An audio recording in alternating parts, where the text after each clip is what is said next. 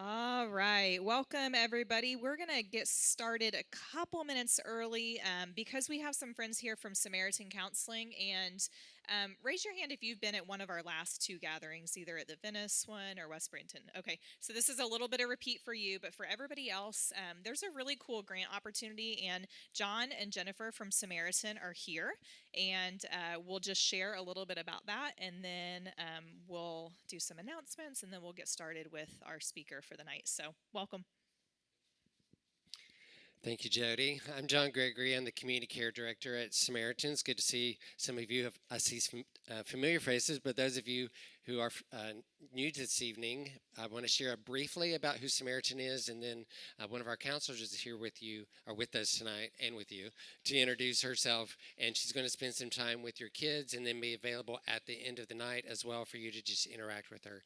So Samaritan, we are a counseling center that serves Sarasota and Manatee County. So whichever area you live, we probably have an office close to you and counselors who can see you. The grant that Jody was referring to, just a little shout out to a church in Sarasota who initiated that, Pine Shores Presbyterian. They took up their their Easter sunrise offering and designated it specific to at-risk youth. Isn't that cool? And they had worked ahead with us to say, would you take this offering and make sure it gets to the families that are in need and the kids that are in need? I said, yeah, sure, we can do that. So what we've done is, designate funds so that any referrals that Bridge to Life families send to us, you can get up to 10 sessions at no cost. There you go. So thank you to Pine Shores Presbyterian. And what Jody and I have experienced since, April, I guess, is the reality that it's not just that child, it's the whole family, that anyone in your family may be in need. It could be a sibling, it could be couples therapy, whatever it may be. And that's the beauty of this, that it's not limited just to the child. It could be anyone in your family. And we've had 4 referrals so far, and that's what we've seen play out. That maybe it's another kid in the family, your biological child, whatever. It's open to anyone under your roof. Does that make sense? Okay. And you did have a question once about adoptive family versus foster family. Yes. The answer is yes to that. As far as, the kind of therapy you can expect from Samaritan, we provide what we call spiritually integrated psychotherapy. And what that means is we meet whoever the client is, we meet them wholly where they are. Mind, body, and spirit. We include faith wherever they are in their personal journey. So let's say you have a 15-year-old foster child and they weren't raised in your home and their faith journey is completely different from yours. That's okay. Our counselors are going to meet them wherever they are. Does that make sense? And we want to be able to give them a safe place for them to work through all of that mind, body, and spirit stuff. So Jennifer is an example. Come on over, Jennifer. Jennifer is an example of a counselor who can work with that, with either your children or adults, any of that. And so I'm going to let Jennifer say a few words, and then she's going to go off to the rooms where your kids are and be back after your training tonight. A few words, right? That's it? Done. Okay. Good evening, everyone. My name is Jennifer Barnett. I'm a clinical mental health counselor with Samaritan, and I recognize a few faces. I don't necessarily know you, but I recognize you, and I know you. Our kids play baseball. But what I want to kind of piggyback off what John said, and coming along the entire family is really beneficial because, you might see that your child needs counseling or could really benefit from counseling, but you could also, as the parent, benefit, or maybe it's a sibling that benefits. And it's like if you can utilize services for multiple people in the family because there's an issue and it can really help, then it can kind of be the domino effect of really impacting and improving the family system. And so I totally recommend that. It's sometimes it can be one person in the family, but that one person might be too stubborn to change. So we can change one other thing in the family system, and then there's this domino effect and this change because you get off the roller coaster cycle that you tend to get into and these patterns of behavior. So I'll be around. I'll meet your children, and if you want to chat, talk, questions, I'll be available at some point when they bring me back in here. So enjoy your food and your lesson. Thank you guys so much for your willingness to be here. I'm going to give you a couple more minutes to eat, refill your plates. If you're looking for the restroom, it's out these doors. There's several kind of just along this hallway there. And we will get back together right at 6:30 for welcome and announcements and our speaker. So thanks so much.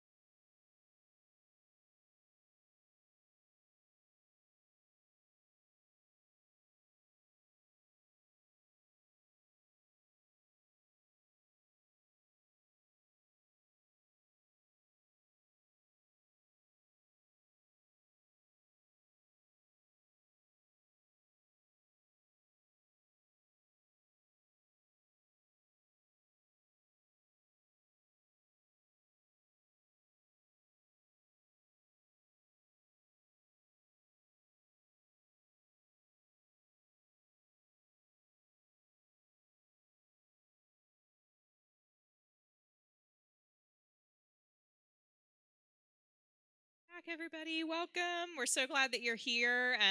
We have 7 new families that are joining us tonight, either in person or virtually. So if you are new with us tonight, we're really exceptionally glad that you're here. And some of you we haven't seen in Sarasota for a while, so we're super happy to have you back as well. You are at the gathering, which is used to be once monthly. Now it's sometimes twice monthly as we're growing. Caregiver training event that is trauma informed, and we cover a variety of topics. And those of you that have active foster licenses, hopefully you know that this can count towards hours for you as far as your recertification. So if you haven't had a chance to sign in at the back table yet, I would ask that you do that sometime in the next hour and a half. And then when you leave tonight, you can pick up your certificate of attendance from the back table.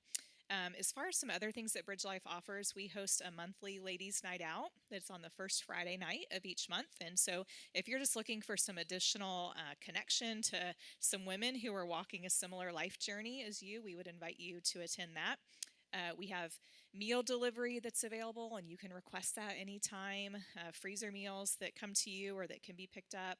We do home improvement projects. We offer one-time financial assistance. So really the kinds of things that, first of all, build a community of support around you because you're doing a really hard job, and also can be really practical too, right? If you get a new kiddo in the middle of the night and you've got all the things to do, if we can bring you dinner some point in the next few days, that's our blessing to be able to do that, because you're doing the hard work of raising kids from hard places. So, and then there are other things along the way.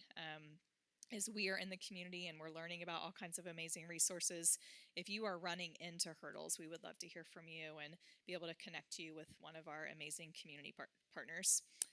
So we are rotating the gathering now. This is the first time that we've had it at Grace. You may know that we were in West Bradenton for a handful of months. We launched our very first gathering in Venice last month. And the reason that we're doing that is not to confuse you or to cause you headaches. Bridge Life covers the 12th Circuit, which is Sarasota, Manatee, and DeSoto counties, and that is a humongous area to cover. If you think about all the way from Northport to West Bradenton to clear out in Arcadia. And so we are trying to make services as accessible as possible. And we're also trying to understand where are our families coming from, either those who are already engaged with us or those who would want to be, but there's maybe a location barrier. And so I know I've talked to some of you, and we've been kind of explaining this, but I talked to a family and they said, well, we didn't sign up because we felt like maybe you were saying that we were coming too often. Please, that is not the case, all right? We want you here, and we want to know that you want to be here. But what we're doing when we do the application process for the gathering is we're collecting all of that data, and we're plotting it all over the Tri-County area to try to figure out where are our families coming. But another thing is we don't want a new family to not be able to come because registration fills up so quickly. And so there might be a time where we say, hey, you've been the last 6 months. Would you mind taking this month off in order to allow a new family to be able to join us? So there's kind of a variety of things going on as far as how we're processing that and what we're thinking. And so the most helpful thing that you can do for us is if you would like to be there, we would ask that you would register. And then if we, for some reason, can't accommodate your family, we'll let you know, and we may even send you pizza that night or something like that to make up for the difference. All right. So, but go ahead and apply and register, and we hope to be able to accommodate everybody. We didn't have to turn anybody away tonight. We just kept begging more and more volunteers to come so that everybody that wanted to be here was able to be here. That said, if you ever have like a last minute, like we're stuck in traffic or we had a bad day or anything like that, let us know, because sometimes that does free up a spot for another family, even if it's like 5:30. If you know that you can't get here and you can text Casey, that's always really appreciated as well, because sometimes we may have a volunteer too who's trying to get here as quick as they can, and we can tell them, hey, you know what, you get the night off because the Brown family with 8 kids isn't going to be here tonight or something like that. Sorry to pick on you. I also have 8 children, so I can do things like that. So letting us know about cancellations is really super helpful. And then another way that you can help us, and we'll put this all in an email tonight so you don't have to remember it. But what we're trying to do is almost triple like our volunteer base, right? If we're going to be in West Bradenton and we're going to be in Lakewood Ranch and we're going to be in South County, we want to make that really accessible to our volunteers as well. So if you have an amazing babysitter or a youth group or a next door neighbor who's like a really great grandma to your kids, or any people who you'd be like, hey, there's this opportunity to love on foster and adoptive families in our community. There's an event near you. Directing volunteers our way would be amazing. We would really love that. So a couple other events that we have coming up. Made to Connect is going to be hosted on August 31st at Grace. And it is really geared towards church ministries, specifically children's and youth ministries, and also Christian schools and preschools. And so we're excited to have Ryan and Kayla North coming to do a day-long training for us. And so, if you're part of a Sunday morning experience and you're like, man, my kids are a lot for them, and if they had better equipping and tools, I feel like our Sunday morning experience would go better. Same with schools. That would be a really great training for your church and school people to be involved in. And we also have scholarships available for that. So if they look at the price tag and they're like, whoa, that's way too much, please don't let that be a barrier, because we want to make sure that the schools and churches who want to be here are able to get here. So I know that was a lot of information. I'm really excited that Mandy is here tonight from Resilient Retreat. If you're not familiar with the work that they do, I know that she's going to share that with you. Mandy, you did a similar training for a bunch of nonprofit partners in December, right before Christmas, I remember, which is like one of the most hectic times of the year. Everybody's just stressed and there's so much to do. And she presented to all these nonprofit leaders. And I walked away just feeling like so much better. Like just you've got a great tone, and the skills and strategies that you teach are so good. And so tonight is a lot more about you. It's resilience building and kind of taking that deep breath. And I know that you're going to be really blessed by our training tonight. So I'm going to pray really quickly. And then as soon as I'm done, Mandy's going to join us. And hopefully you'll just walk out of here feeling a lot more refreshed. God, thanks for the opportunity to get together with people who are like-minded, who are walking a similar parenting journey, who want to come into a space and feel supported and feel like they develop some tools that help them to be better caregivers. And so we pray that that is what happens tonight. We're thankful for volunteers who give up a couple hours of their time to love on our kiddos. We're thankful for churches that partner with us. And just ask that you continue to expand this community of support so that every person involved in one of these amazing families feels supported. And we're thankful. And just be with us tonight. In Jesus' name, amen. All right, welcome, Mandy.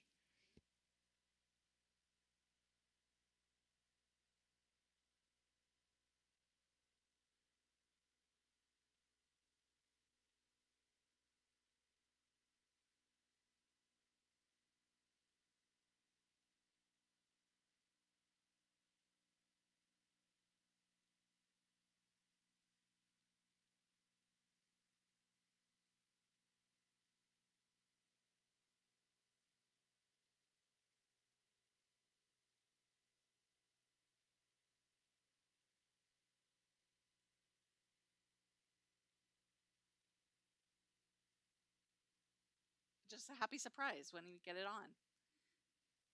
Thank you. It was a really complicated switch. I just was supposed to hit it to the side. Um, so to back up, my name's Mandy. I work at Resilient Retreat. I had the privilege of meeting Jody a long time ago when I was working in child protection as a forensic interviewer. And so I was especially happy to have the opportunity to come talk to you tonight because I have a soft spot in my heart for the work that you all are doing all day, every day. And really was excited to come not only to spend this evening with you, but to introduce you to Resilient Retreat as a resource.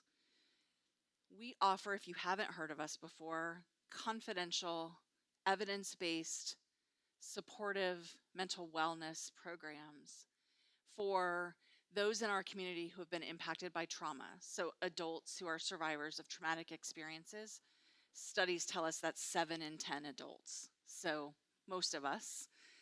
And those who are doing helping work. So those who are in first responder roles, those who are working in nonprofits, those who are working in medicine or mental health, those who are working helping children in education or as foster or adoptive parents. So I'm not here selling anything. I'm just here offering to connect you to a resource, to spend a little bit of time talking about some simple things that can build resilience and ways that we can support, and most importantly, to say thank you for what you're doing. Really appreciate the hard work that you are doing every day. And as was said by John from Samaritan earlier, most of the time, probably everything is about the kids that you are caring for. But we are wanting to help support you so then you can best care for those who you are caring for every single day. So that's kind of the framework. We'll spend a little bit of time talking about the ways that fatigue, stress, chronic stress creates burnout and compassion fatigue, and then some evidence-based practices, kind of umbrellas of activities that help us build resilience that the science shows, and then make sure that you leave, hopefully, with all of your questions answered and an opportunity for ongoing connection, communication to our services. Sound like a good plan for the evening? Okay. If I'm saying something and you have a question, you want to share, you have a comment, don't wait. People who know my trainings know I get kind of excited about the opportunity and I have a lot that I want to tell you. So you'll have to just jump right in. So flag me down, raise your hand, say, hang on a second, let's talk more about that, or I have a question about that. That is because I don't want you to leave with the question that you came with. I want you to leave with more information. So please feel free to create this environment together for the next little bit of time. Someone asked me earlier tonight about the property, and I'll tell you more about Resilient Retreat. Oh gosh, it's another switch and I'm having trouble with it. I'm certainly not instilling confidence in my abilities, am I? I promise I'm better at everything else than this stuff. Thank you, Jody.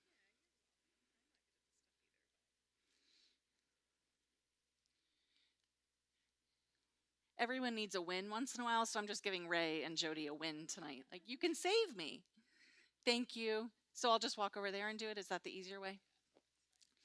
So let's get started by just taking a minute. You all took a minute with Jody to kind of center. But if you're like me, your day is constantly running from one thing to the next. And it's hard to spend time coming to things like this in the evening. Especially, again, if you're like me, to be focused here instead of thinking of all the other things. So let's just take a minute and I'm going to teach you, we're going to talk more about regulation skills, but I'm going to teach you something really easy that you can also teach your kids. That's the thing that's really interesting about tonight. It's all these transferable skills. They work for you, but then also there are things that can help with regulation at home. Something called 5-finger breathing is a very easy technique, and we'll talk about why it works so well. But you simply just take your hand, you can see even little ones can do this. And when we focus on sensory input, and we'll talk about our brain can only process one thing at a time. So it really allows us to focus when we focus on sensory input. And we do some deep breathing, we can combine them by just taking our index finger and going around the outline of our hand. So it's an inhale, an exhale. An inhale, an exhale. Inhale, exhale. Inhale as you go up, exhale as you come down. Inhale as you go up, exhale as you go down. By the time you've gone around your hand, you've taken enough nice deep diaphragmatic breaths to signal your vagal nerve that it's okay to be in what's known as rest and digest mode. Our brain has two modes, depending on the parasympathetic and the autonomic nervous system and which one is in charge at which time. We simplify that by calling it rest and digest mode or fight or flight mode. Our vagal nerve sits behind, it's the largest nerve in our cranial nervous system, and it sits behind our diaphragm. And when we do diaphragmatic breathing, our diaphragm actually bumps into the vagal nerve. When it's stimulated by being bumped into, it signals our brain, all is good, we can be in rest and digest mode. The complication is for many of us when we're stressed, we hold our breath or we breathe shallowly.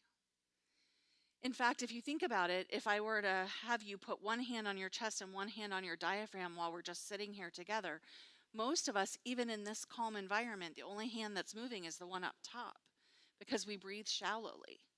That means we're missing that opportunity for the diaphragm to bump into that vagal nerve and tell our brain that we can be in rest and digest mode.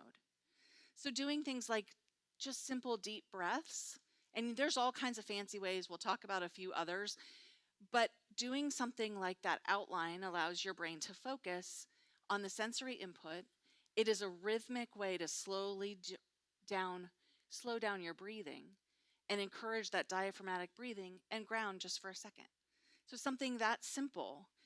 Oftentimes we think, I need to feel better and then I'll calm down, or I need to think about these things and then I'll figure it out. But the trick is sometimes we can go through the other direction and get our body to lead the way for the feelings and the thoughts to actually calm down. And using that kind of trick for deep breathing sometimes can do that signaling. You can see how that's a tool for us as adults, but also something we can model and we can teach people of all ages. Simple things like breathe in like you're smelling a flower, breathe out like you're blowing out a candle is another simple way to teach and talk to kids about it. But there's science behind what we're talking about. So you can think about something as simple as 5-finger breathing as a way to ground and calm and be ready for whatever faces us next. And it's important when we talk about stressors and exposure to trauma that we normalize the experience. I get the privilege of doing a lot of work out in the community with helping professionals, and they often say, I know this feeling, but I thought I was doing something wrong. The work is hard. Foster parenting, adoptive parenting is rewarding and challenging all at the same time. And I think that this, that I usually use with helping professionals, fits for this room as well. Often we think, I'm swimming in this pool of stress, but it shouldn't affect me. And I say to people, that's like asking you to jump in a pool and not get wet. It's not a human experience. Of course it will affect us. What we have to do is normalize the experience and have tools to be able to build resilience. Denying the experience is, again, as ridiculous as us having the expectation that you're swimming in this deep pool, but we're not going to get wet. It's just probably not going to happen. Nor should it happen, because we're denying layers of our experience. How do we manage? And how do we have expectations? How do we build resilience so I can come back? There's a researcher, Peter Levine, who specializes in what's known as somatic interventions and does a lot of work on stress. And somatic is just body-based interventions.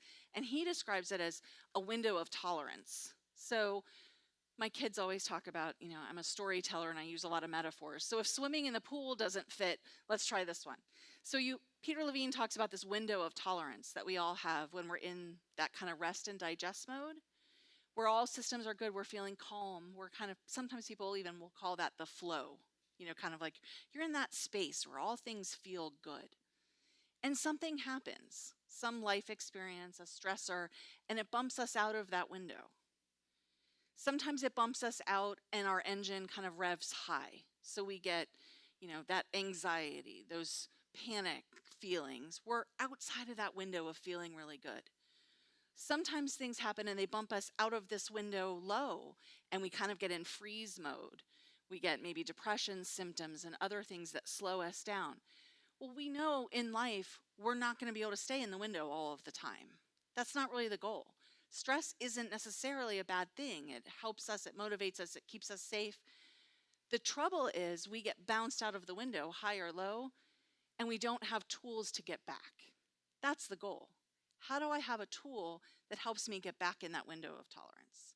So finding some simple, practical things that can be woven into day-to-day life are ways to just get back in that window of tolerance, that kind of window where we're bouncing back and forth, but we can return to that calm, all systems are good, we can be regulated. And that's the goal, more than pretending that those experiences aren't going to happen. If your household is like mine, all day, every day is not going to be in this calm window. So we just have to learn how to get back there when we choose to. Compassion fatigue is really the technical term for a combination of two different things: burnout and vicarious exposure to trauma. Dr. Charles Figley was doing work at Florida State University, and he really started coining the phrase, the cost of caring. When we're swimming in the deep end of the pool, we are more likely to experience this combination when we have vicarious exposure to stress and our own resources are being taxed. Burnout happens everywhere. Burnout is when our resources are being depleted. We're physically exhausted, we're mentally exhausted, we're emotionally exhausted because the tasks that we have before us are depleting them. When you couple that with vicarious exposure to stress, so if you are a police officer responding to scenes where people are in crisis, or if you're a foster parent who's working with children who are working through a history that has been traumatic for them, we're exposed vicariously to that stress. The irony is, sometimes I'll call it even the double-edged sword. It's like the universe's biggest backhanded compliment. The more compassionate and caring and connected you are, the more likely it is to experience these symptoms of compassion fatigue. Because the very vehicle that allows you to be connected and empathetic is the vehicle that is the vicarious exposure to stress and trauma. So I don't know if any of you are school teachers, but if we imagine we were all teachers, there's a lot of science that tells us the best teachers are not necessarily the ones that are the most efficient in the curriculum presentation. Science tells us that the most effective teachers are the ones that are most connected to their students. The connection is what allows the learning to take place. The connection is also the vulnerability for that teacher because it's the vehicle for that vicarious exposure. So as foster parents, I loved when Jody was saying love on the kids, because that's exactly what you're doing. You're pouring into them. That's that same vehicle that allows you to do all the wonderful transformational work as foster parents and adoptive parents, but also that we have to recognize is the thing that can cause us to have what Dr. Figley called the cost of caring. That's the way he liked to phrase compassion fatigue, and I like to use that phrase too because it kind of normalizes. How could you care for someone who's experiencing trauma, who's healing? You're in that pool every day and not have a cost. It doesn't mean you're doing something wrong. It doesn't mean you should do it differently. It just means we have to have tools around how we talk about it, normalizing it, and equipping ourselves so we have tools to get back in that window of tolerance. So that's why we're talking about some key things that can help build resilience and tolerance for all of you. Any questions or thoughts about anything so far? Does it seem appropriate as a topic?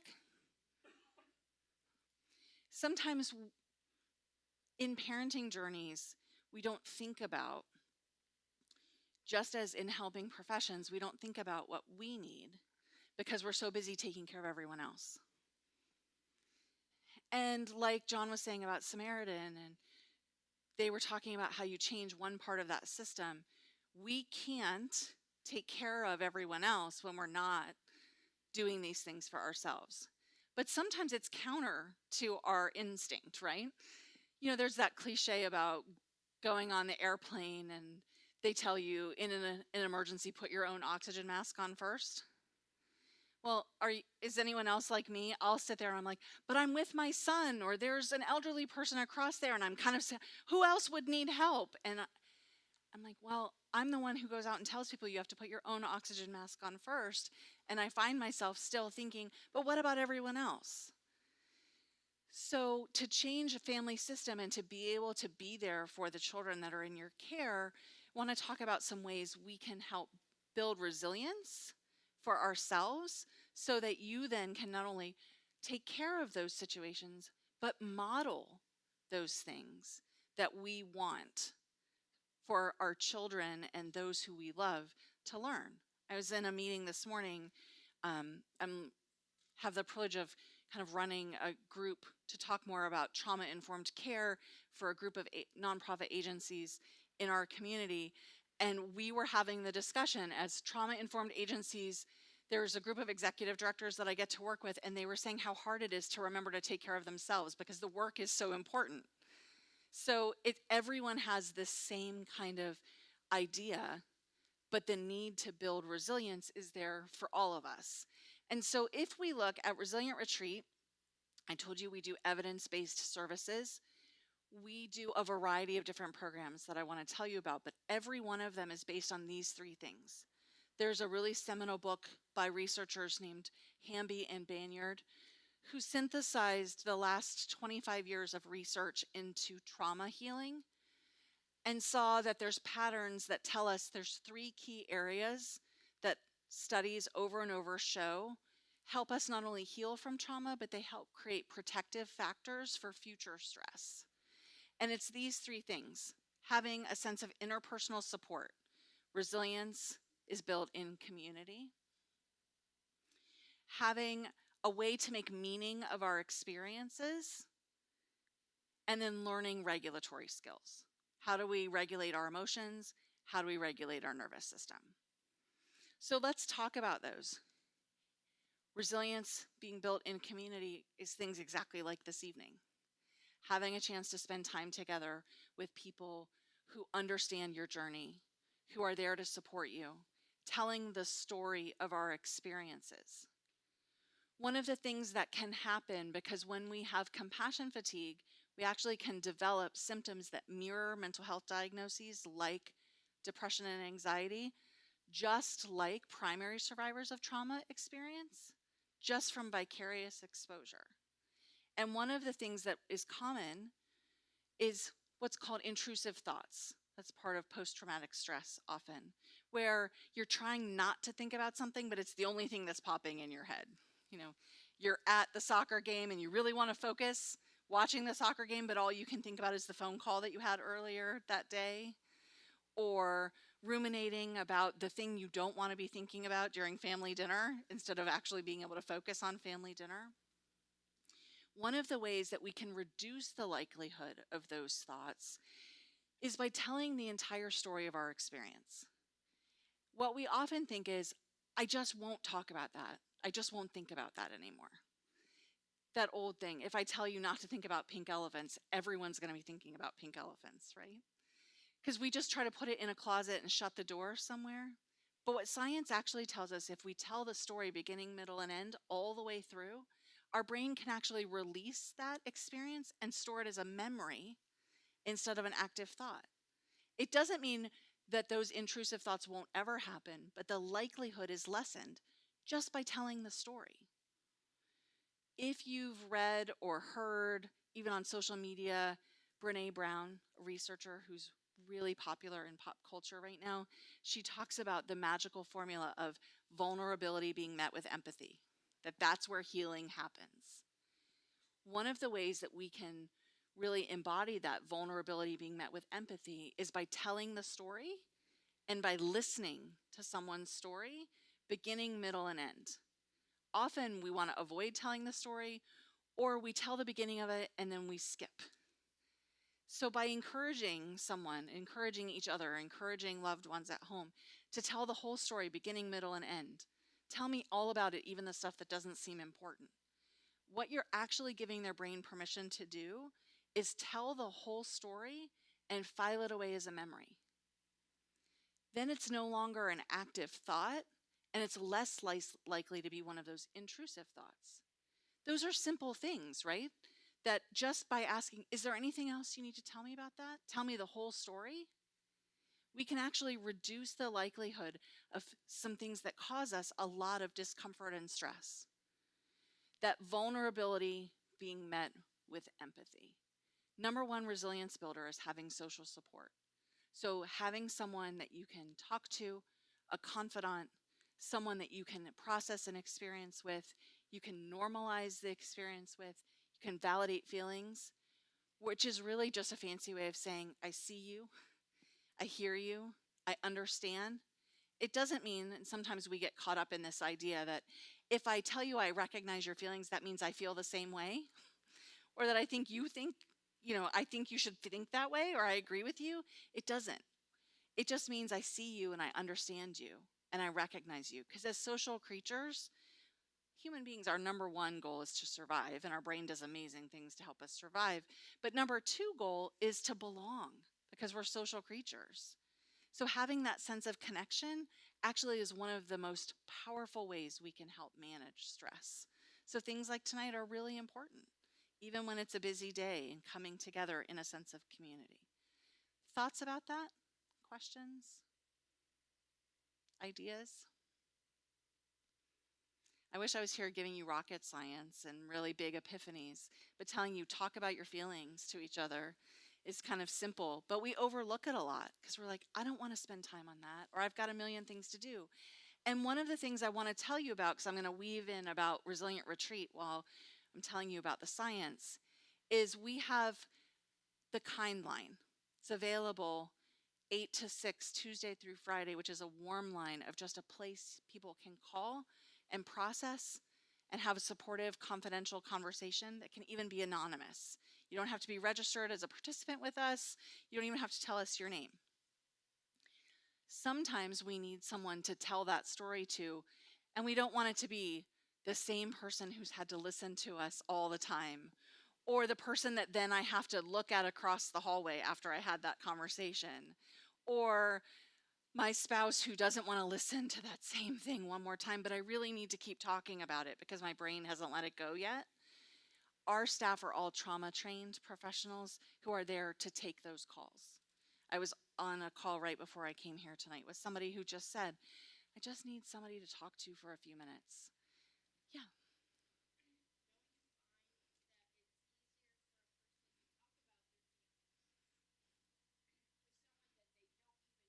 Yeah.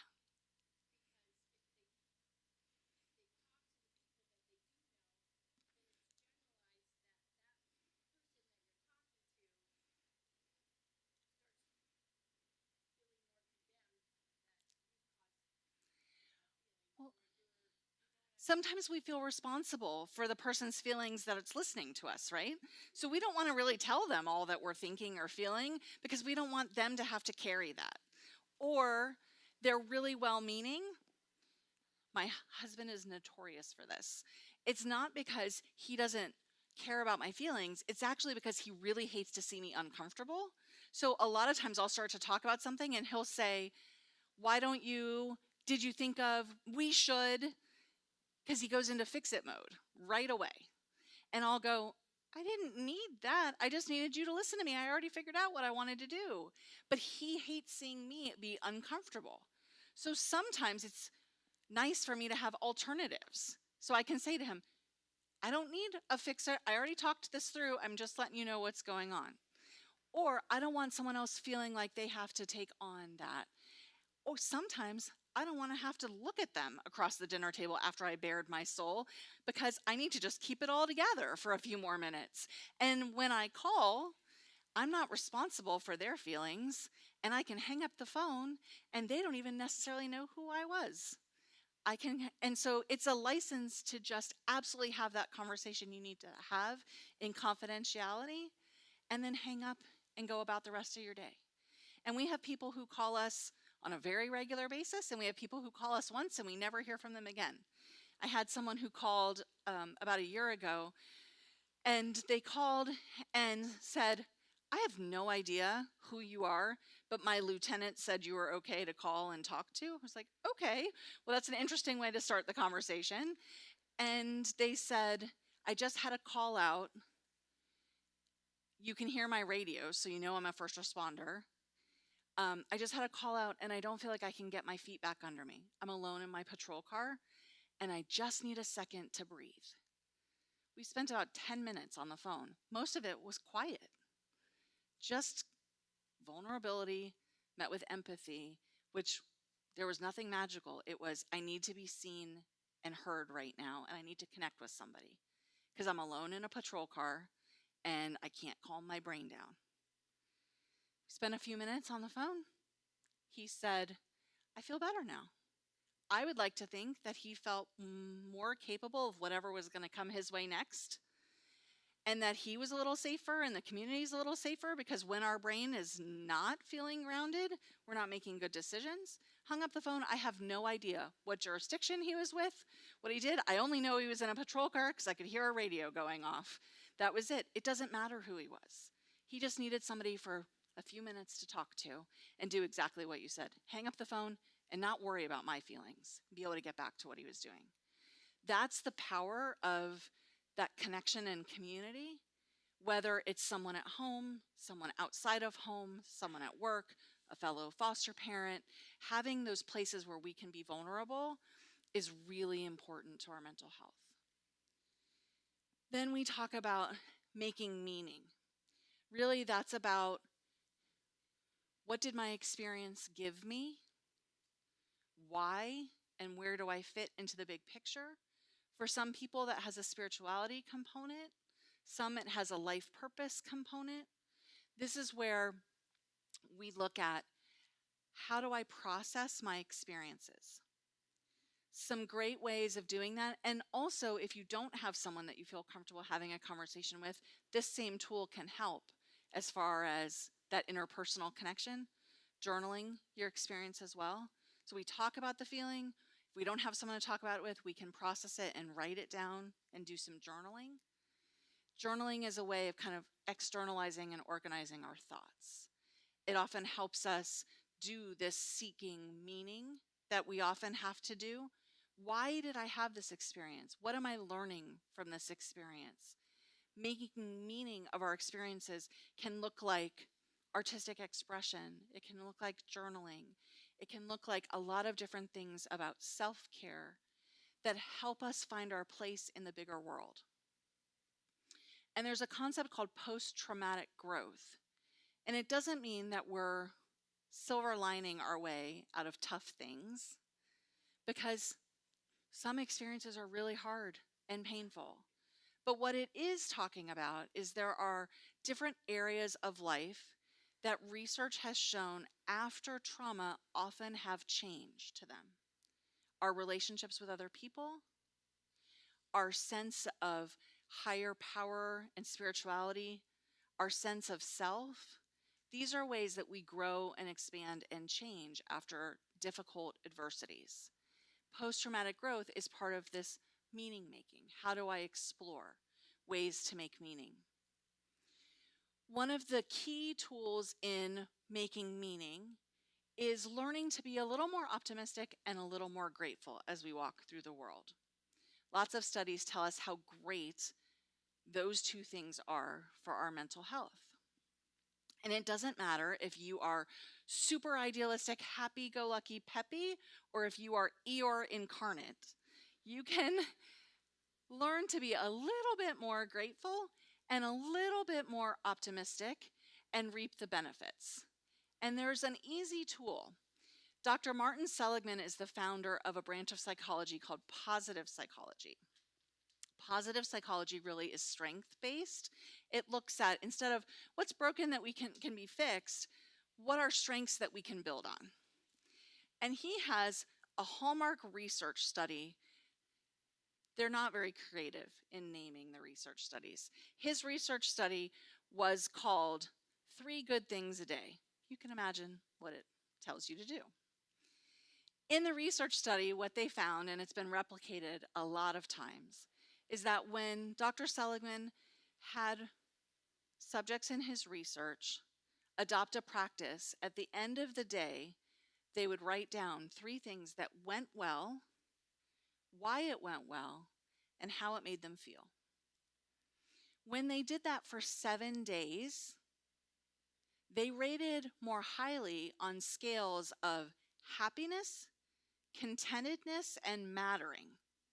That concept of where do I fit into the big world, for 6 months, after just doing that exercise for 7 days.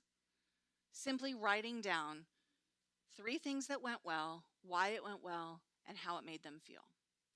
Now, there was a difference between groups that just thought those things and groups that actually wrote them down. And they found it's more powerful to actually write them down. So there's something to actually taking the time and intentionality of writing the list.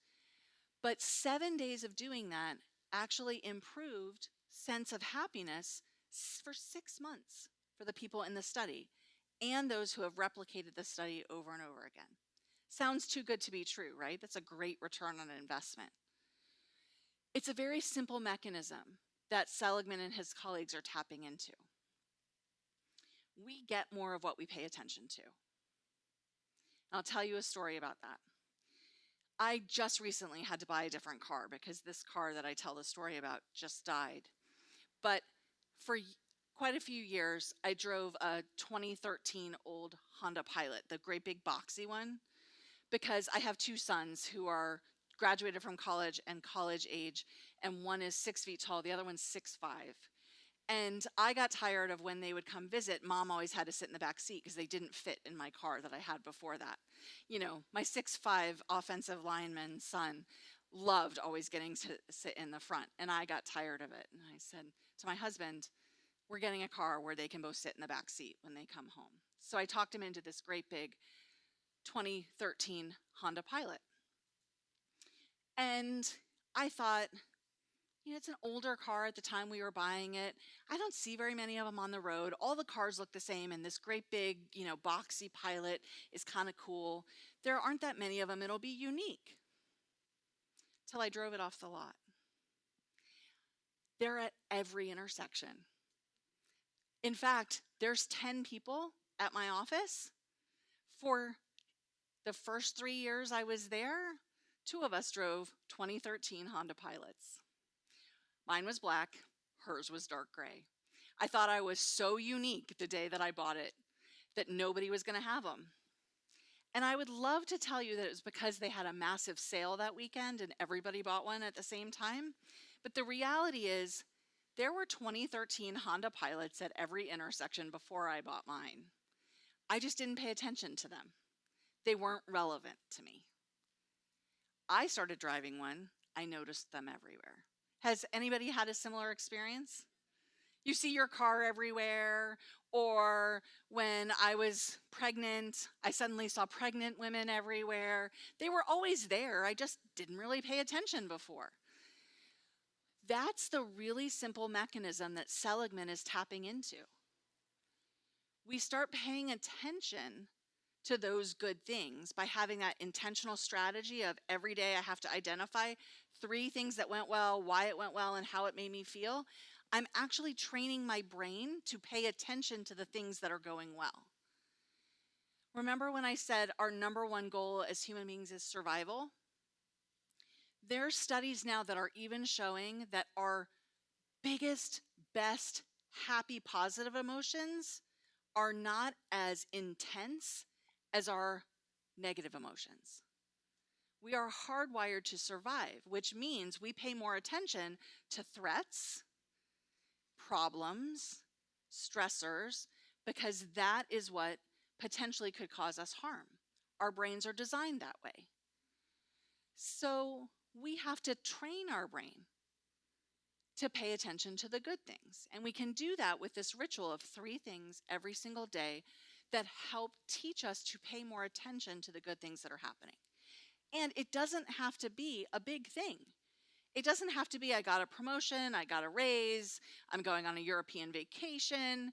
It can be, I only hit snooze 3 times today, so I actually had time to get a cup of coffee on my way out the door, and I felt a lot less frantic going into the day. Something that went well, why it went well, and how it made me feel. Simple things. But we're actually training our brain to pay more attention to good things. And so we start seeing more good things. Then those things make us feel better. Then we see more good things. Those things make us feel better. And you have a nice compounding cycle that happens over something so simple. But over and over and over, the research shows that it works. Anybody have something that they do like that? Sometimes families will have, highs and lows of the day or things that we're grateful for. And we can ritualize that into every day practicing things that went well and why it went well, and actually teach our brain to pay more attention to it. So gratitude and optimism are really important ways to do this kind of resilience building. We don't even realize that's what we're doing, but we're making meaning of our experiences. Nervous system regulation is about what I was talking about before. We've got this window of tolerance, and we want to find ways to get back to it. So we can think our way out of things, we can feel our way out of things, and sometimes we can do our way out of things. So we can do that deep breathing like I talked about. We can do grounding, Sometimes again, you're learning about how my brain works. I can be thinking about something stressful here, and then it's like a rabbit warren. I'm like, oh, that stressed me out. Now I'll think about this that stresses me out, and this that stresses me out, and this that stresses me out, and this that stresses me out. And I'm all the way over here, and I've thought about 400 things. So I need a way to, and we all need a way sometime to stop that mental cycle that we get into, that kind of gerbil wheel of feeling stressed. There's a couple easy ways we can do that are grounding. When I had you before do that on your hand and talk about breathing, it was for the breathing, but it was also for the sensation and the sensory input of your finger on your skin. The amygdala is this little tiny gland in the center of our brain. Sometimes people call it the fear center because it's the one that charges kind of forward, takes control, and starts sending signals for our brain to flood our body with those chemicals that tell us, we're responding to stress. Those neurotransmitters, those hormones. Two parts of our brain cannot be in charge at the same time. So we detect a threat. The amygdala says, I've got this, charges forward to take control of our brain. Our higher order thinking shuts down, and it floods our system with these neurochemical messengers. So we need to find a way to engage the other parts of our brain because two parts can't be in charge at the same time. One of the really simple ways to do that is focusing on sensory input. So you can do it in an organized fashion, like I'm going to stop and think about things I can see, things I can hear, things I can smell, things I can taste. What can I feel? And I don't mean emotions, I mean like the ground under me or my shirt on my sleeve. I'm going to stop and pay attention for the next few seconds to the air conditioner in the room when it clicks on. And I'm going to focus every bit of my mental energy on hearing that air conditioner. Or I'm going to keep mints in my desk drawer. And when I feel myself starting to do that spiral, I'm going to take a mint and put it on my tongue and think about how that mint tastes for 3, 4, 5 seconds, which is a really long time to think about how a mint tastes. Because I'm going to focus all of my mental energy on re-engaging those parts of my brain that process our sensory input, because the amygdala doesn't do that. It doesn't stop what we were stressed about, but it stops that spiraling. Kind of like, it makes me think of like a pinball machine, where you can think about stress and then it's like bing, bing, bing, bing, bing, bing, bing. You just need something to stop for a moment. So sensory input can give you that opportunity. A cognitive exercise can also give you that opportunity. Something that takes a little bit of effort and concentration, but isn't impossible. So like multiplying by sevens, saying the alphabet backwards, thinking to yourself every NFL team. Something that you have to focus your brain re-engages the higher order thinking parts of our brain to put them back at the forefront. So it's the thing that stops that spiral. That allows us to kind of, like the police officer, get our feet back under us, just enough to then consciously make the next decision about what we're going to do. I was talking to some police officers, and one came to me and he said, you were talking about that cognitive exercise thing?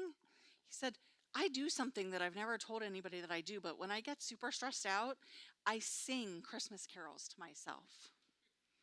He said, I think I figured out that's what I was doing. I just didn't realize it.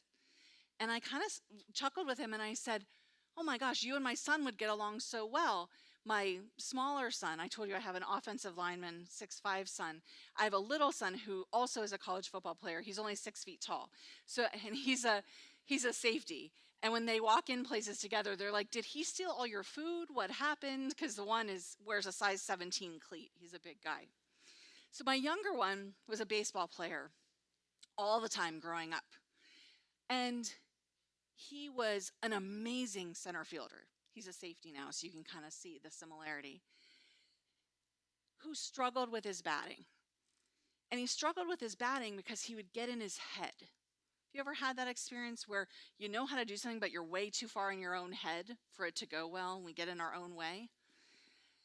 He would struggle with his batting. Well, when he was in high school, he realized if he sung to himself, because he's super into music, it would release that part of his brain and he would hit really well. Even now, my husband and I fly up to Minnesota to watch him play, and he's on the sideline and he's like super intense, being very tough. It's not going to be a great game.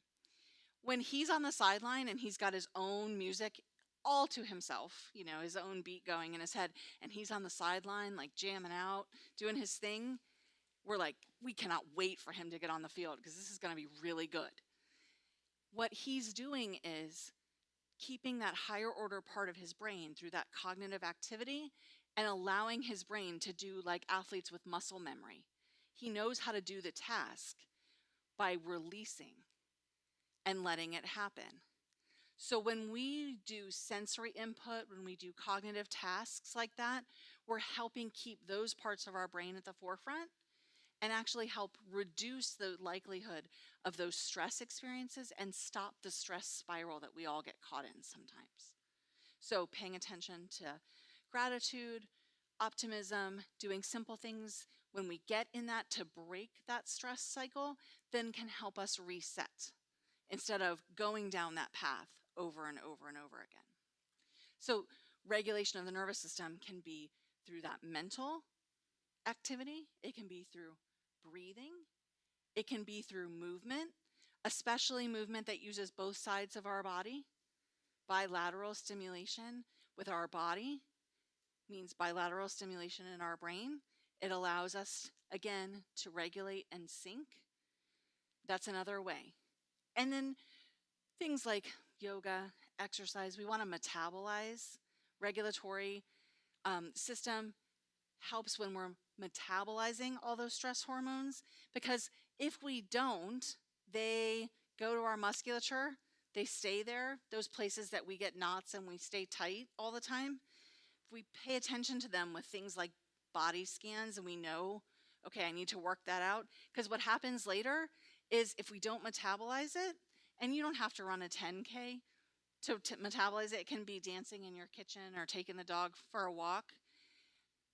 When we relax those muscles later, it actually signals our brain to go back into fight or flight mode, because now those are in our body again. So we want to metabolize them. So we want to stay moving. That helps with our regulation. Any other ideas or thoughts, things that work for you all?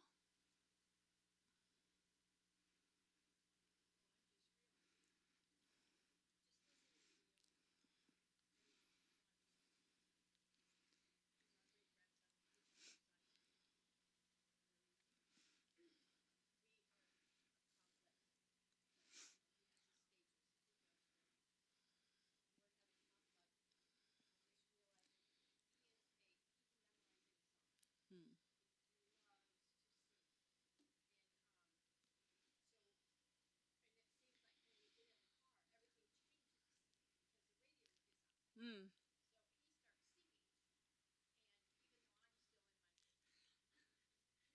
It's regulating him.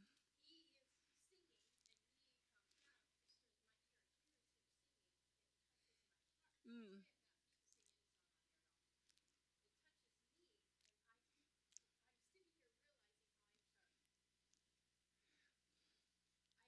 Breathing.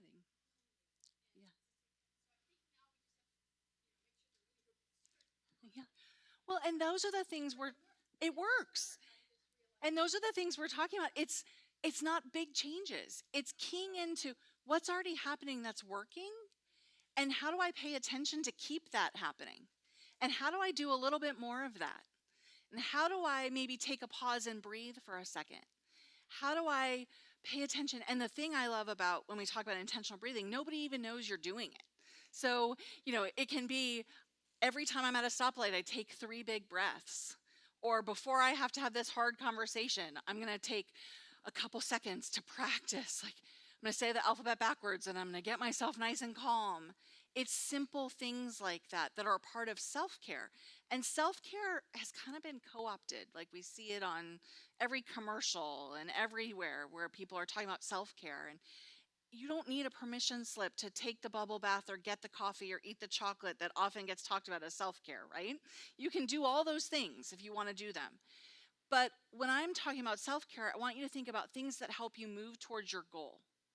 Whatever those conscious activities that help you move towards your goal are, that's self-care. And when we do those things and we think about it in that way, it's a little easier to give ourselves permission to focus on them.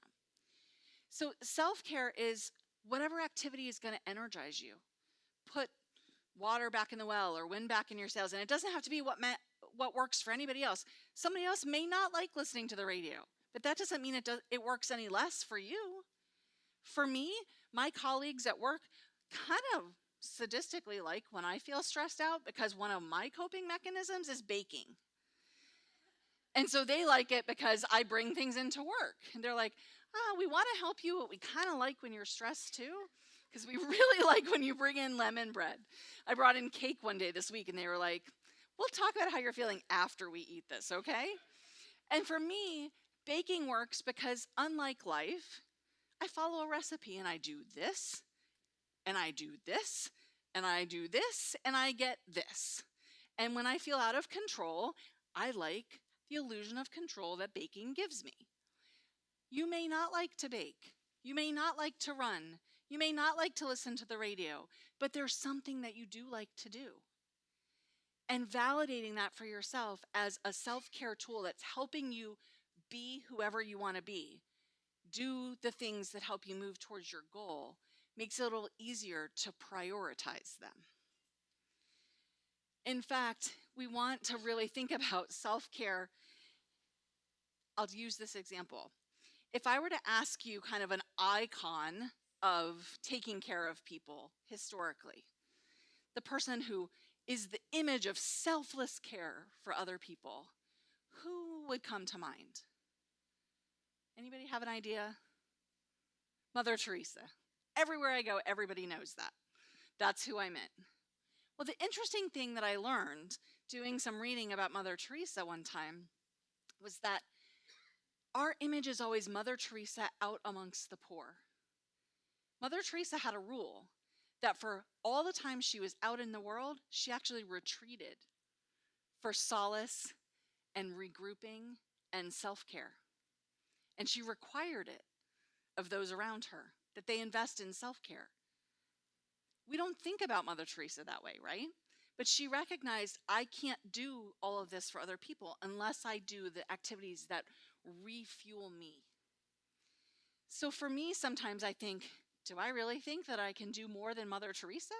And I don't have to do self-care? And that helps humble me a little bit to remind me, yeah, I do need to stop and do the baking or do the walking the dog or do whatever it is. For me, baking and reading are two of the things that are kind of non-negotiables in my world. I read every single night because that's a way I can calm my brain down. So I encourage you to think about what are the things that are happening in your world that bring you joy or peace, and find a way to give yourself the opportunity to engage in them. And remember, while we're doing that, we're talking about progress, not perfection. This is a long time goal, and it's going to go like this. And sometimes it's a lot easier to do those things than others. But when we think about these three key areas of resilience building, how to make meaning of our experiences, how to connect with other people, and how to learn how to regulate our system, we can find little tiny ways. It doesn't have to be a 3-hour class or a big trip. It can be some deep breaths while you look out the window. It can be thinking about things a little differently. It can be that little shift in paying attention more to the things that are going well. Thinking about how we talk to ourselves, how we frame things, how we use our language for each other and with ourselves is really important for framing how we see the world. Celebrating the wins, whatever they are. Little tiny wins make a big difference. There's a saying, all boats rise with the tide. Anytime something goes well, we all get to celebrate it. So That might not have gone great for me, but in my household, somebody else did, or another foster parent had this win, or I'm going to find some way to celebrate it. Every little tiny thing, because we're teaching our brain to pay more attention to the good things that are happening to us. And prioritizing and recognizing you are needed to do really important, hard work. So you're worth spending some time learning about ways that you can build resilience so you can keep doing it. And one of the things that I want to make sure you leave with is knowing Resilient Retreat is here as a resource. So we talked about the Kind Line already. I want to tell you about our other services. And we're not far from here. In fact, someone earlier recognized we're on property that used to be owned by a family named Hirschberger. So some of you who have been in Sarasota a long time might recognize that name.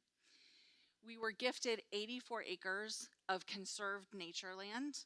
We're 7.5 miles east of the interstate, right off of Fruitville Road. I grew up in Sarasota, where Resilient Retreat is located, 7 miles east of the interstate, used to be pasture land and nothing. And it was glorious. Now development is coming out there full force.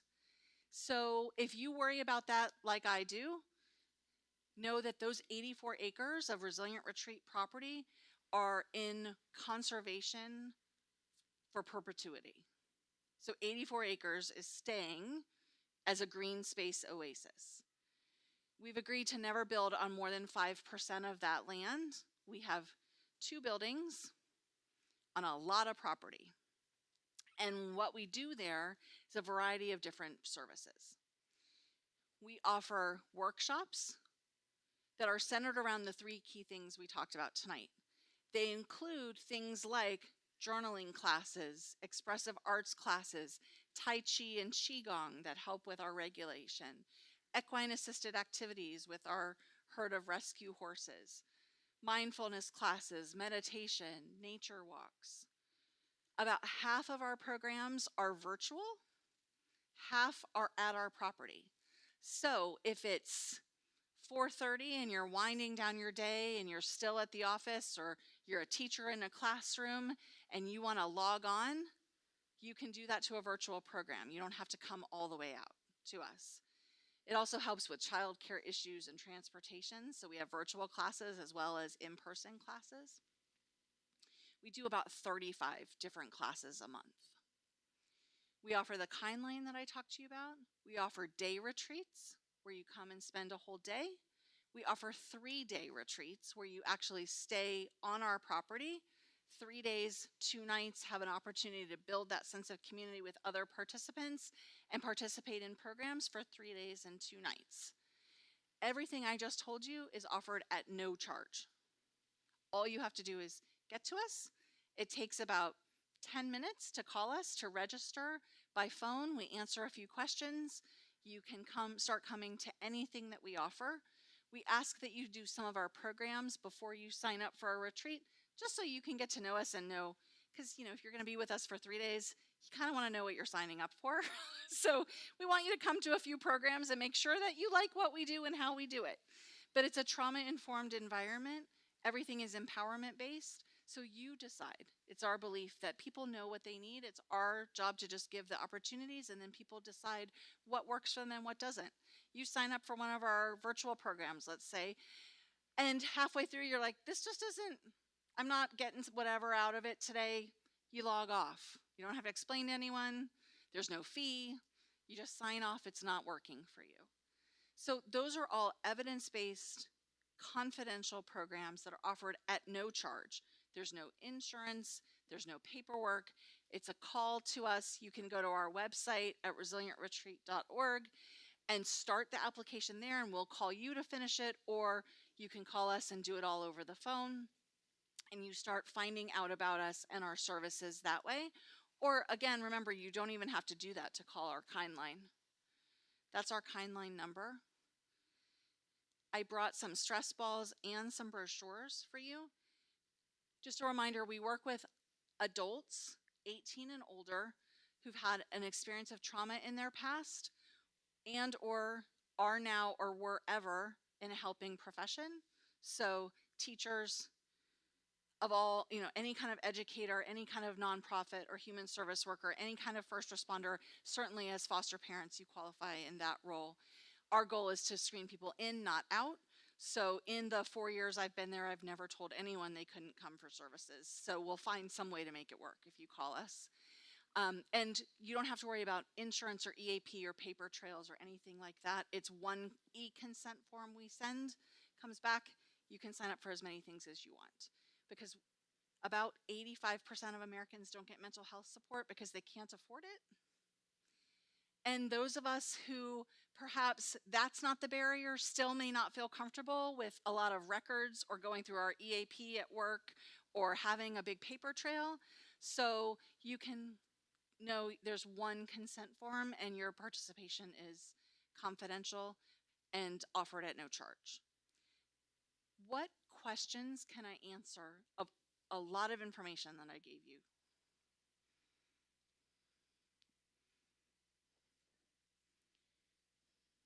No. We have co-ed retreats and we have women-only retreats.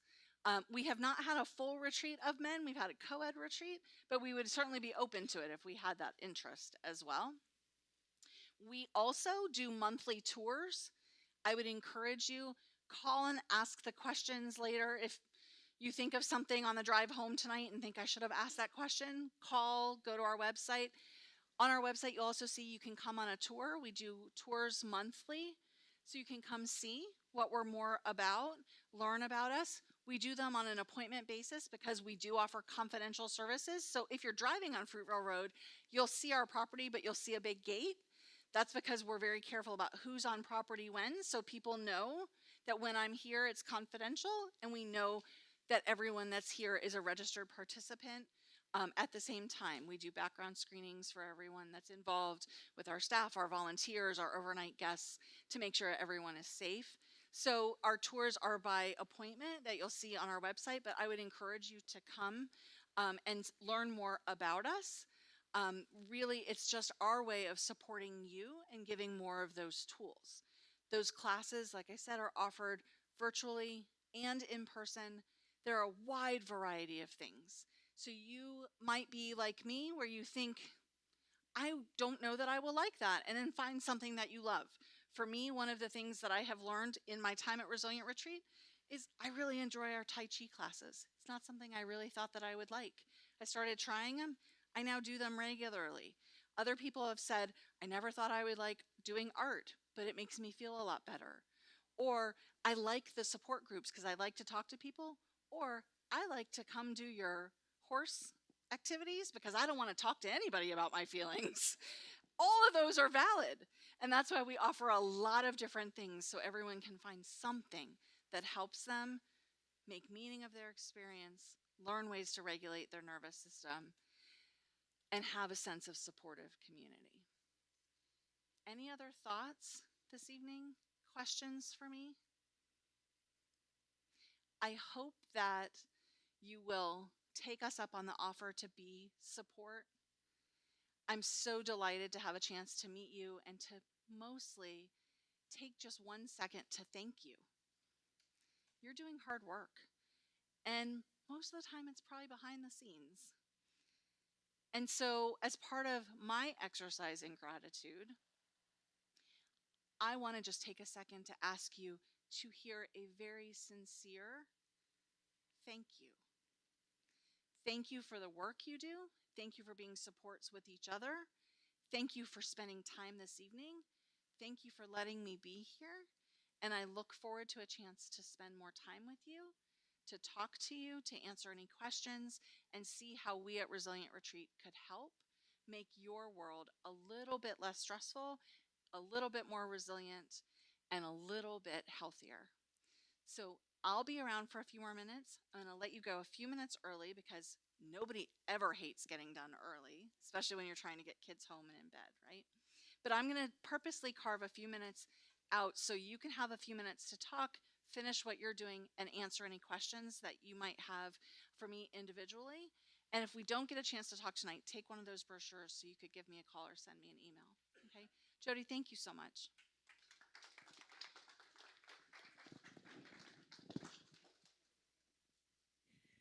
Thank you so much. That was great. Good reminders. And I think you're right. It's not rocket science, right? But it's difficult. And so it really helps me to understand why slowing down and breathing helps my brain to, I mean, it's the science behind that to me that's so compelling. And so hopefully you picked up on a strategy tonight that will be helpful to you, and you'll take Mandy up on her offer to see what Resilient Treat might be able to do for you. While you were here tonight, you should have gotten an email from us. And if you need the Wi-Fi, if you want the Wi-Fi, it's the Grace Guest. It's welcome home, all lowercase, all one word. If you want to wait and do this later, that's totally fine too. But the reason that I'm drawing your attention to the email for several reasons. One, at the very top, there's a link. It's 4 super quick questions that let us know how we're doing. We want to know that you increased your confidence as a caregiver tonight, that you maybe met someone that you didn't know or connected with someone that helped you feel more connected to the foster and adoptive community, and that you learned about a new community resource. And then that fourth part is the growth that we're talking about. If you tuned in online tonight, we'd like to know why. Was childcare full? Was it just too far to drive? Those kinds of things. But that data really helps us as we apply for grants and try to expand services, to be able to say, and just to know for ourselves, are we hitting the nail on the head, right? Are we giving caregivers like content that's relevant to them and experiences that matter? So if you can check that out, that would be great. It also highlights a lot of those things that I talked about at the beginning, different events and links to be able to sign up for those and all that good stuff. Your certificates are back there on the table, so don't forget to grab those. If you want to take the next 10 to 12 minutes and just hang out, you can. If you want to talk to Mandy, you can. If you want to scooch on out and get your kids, the older group is this way. Okay, so I think like 10 to 12, the red group, and everybody else is going to be that way. Okay, so when you go collect kids, you kind of have a general idea of where you're going. And then as usual, we have a lot of food left over in the back, and we have to-go boxes. So we would ask that you please not leave us with any